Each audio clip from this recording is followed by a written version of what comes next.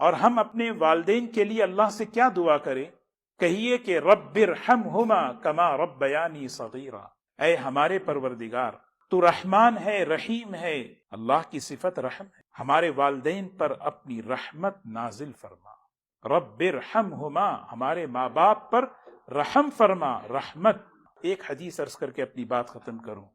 حدیث پاک میں آتا ہے رسول اللہ صلی اللہ علیہ وسلم نے فرمایا والدین کا ایک درجہ اللہ تبارک و تعالی جنت میں بڑھا دیتے ہیں۔ ان اللہ لا يرفع العبد، اللہ تعالیٰ بندے کے درجے کو بلند فرماتے ہیں جنت میں، تو اچانک وہ بندہ اللہ سے سوال کرتا ہے انا لک ھذا، یہ کس وجہ سے، کیا وجہ ہے کہ میرا درجہ ایک اچانک بلند ہو گیا؟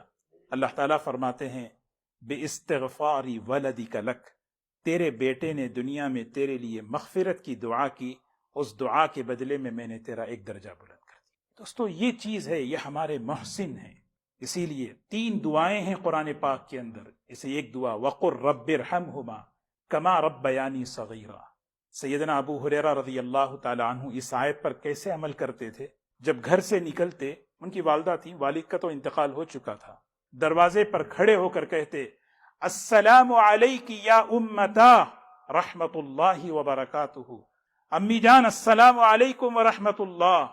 پھر کہتے رحمک اللہ کما ربیتنی صغیرا، اللہ کی خاص رحمت ہو آپ پر جیسے آپ نے بچپن میں مجھے پالا پوسا۔ اور ماں کیا کہتی جواب میں؟ وعلیک السلام یا بنی ورحمت اللہ وبرکاتہ، اللہ کی رحمت اور سلامتی ہو اے میرے پیارے بیٹے تجھ پر۔ رحمک اللہ کما بررتنی کبیرا، اللہ کی تجھ پر بھی رحمت ہو، بڑھاپے میں تو نے مجھے کیسے سنبھالا،